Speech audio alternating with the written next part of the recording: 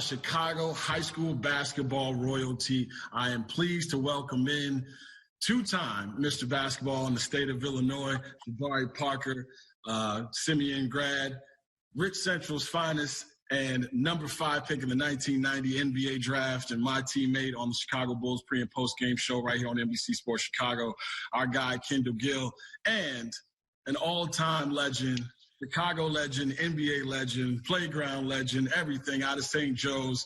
The great Isiah Thomas joins us as well. During All-Star Weekend, the city was put in a terrific light because Chicago hosted the All-Star Game, as everybody knows. It was a great All-Star Weekend, a great All-Star Game, but the city of Chicago was magnified and put in the spotlight because of the kind of basketball players that they have put out over the years. And Isiah, I want to start with you. What do you think about when you think Chicago high school basketball and just Chicago basketball in general?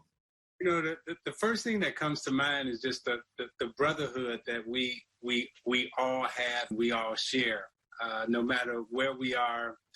That there's a certain connection of love that we all give each other in terms of looking out and being responsible to each other, and then the competitiveness in terms of playing. You know, when we step out on the floor to compete, I mean, there's a genuine competition of wanting to win the basketball game, not to see who can score the most points or anything like that, but it's about your team competing against the other team. Jabari, carrying on the legacy not only of your pops, but also going to Simeon and playing where all the legends had played and recent legends had played, like Derek.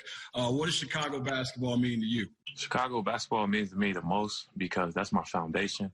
That's where I learned the grittiness and my skills.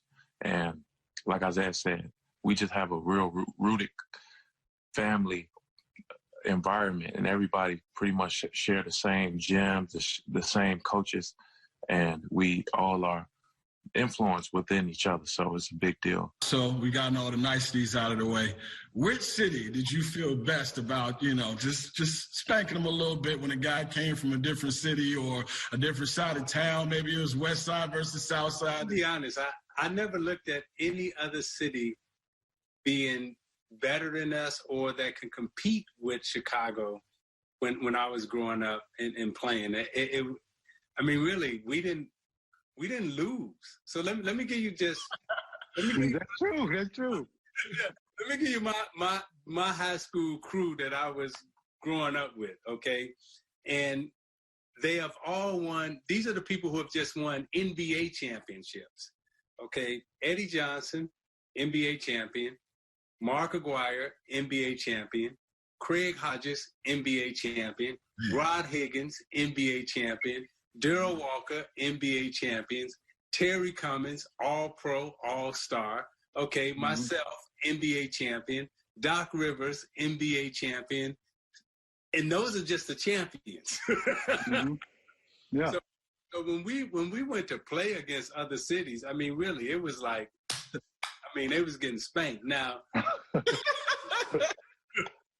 in the city itself, South Side against West Side. Yeah.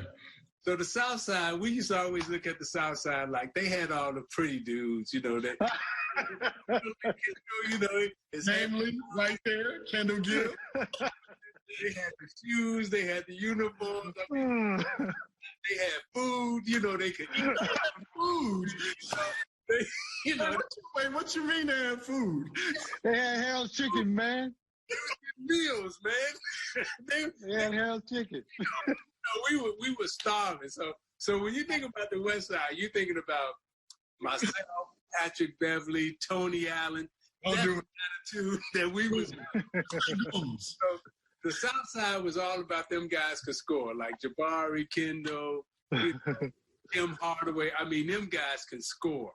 On the West Side, we was all about trying to play defense to stop them from getting embarrassed. So when you look at the best scores that have come out of Chicago, I would venture to say the majority of them come from the South Side because they could shoot, they could handle, they had it all. The West Side was just defense. Hey, Kendall, he pretty much said the South Side dudes couldn't play no D, is what he just said, pretty much. Well, a couple of us could. Most of us. He is right. We did like to score the ball. Jabari, when and Jabari, I love the fact that we got the past and the present right here on this interview, because that reputation still stands to this day. Like, whenever you guys are anywhere, Chicago guys, anywhere in the league or anywhere in the world that's playing basketball, you carry that with you. Was there a region or a city that, you always look forward to maybe playing against or in, or, that kind of vibe that kind of brought you to a different level just in terms of your competitive spirit? Yeah, I would say the rival was probably the state of Indiana. As soon as we crossed over and we played teams like the Gym Rats out of Fort Wayne, and we played teams out of Indianapolis, those were the guys that we always wanted to compete against, because the West Side and South Side, we pretty much combined our teams, and we would go across the nation. And I played with the Matt Irvin Fire, and we had a lot of success. So those are the guys I really look forward to, was like guys from Indiana. All right, as we wrap it up here, if you guys would have a message, because this is for the COVID-19 relief fundraiser. African Americans in our city, we are disproportionately affected by this virus. And for all of us out there, let's stick to the rules. Let's stay in the house. If you have to go out, make sure you have a mask, make sure you have gloves. Personally, I've known 3 people to die from this disease over the past 2 weeks. And it's serious. This is not a joke, like some people are saying. It's not a joke, and we have to take it seriously. It's also, you guys know I box. So it's the old saying in boxing, if you do not take an opponent seriously, he then becomes serious. So you better take this virus seriously. Jabari? I would say everybody stay safe out there, stay prayed up, more importantly, and make sure that you're around your family and your family alone. This is a time that we can reflect and kind of regroup. So take that time to spend time with those that we never had that time to begin with, or that we lost. The virus doesn't discriminate. And, I was one of those poor kids, in one of those disadvantaged communities that they talk about how the virus is really hitting, the African-American community and the Moorish American community really hard.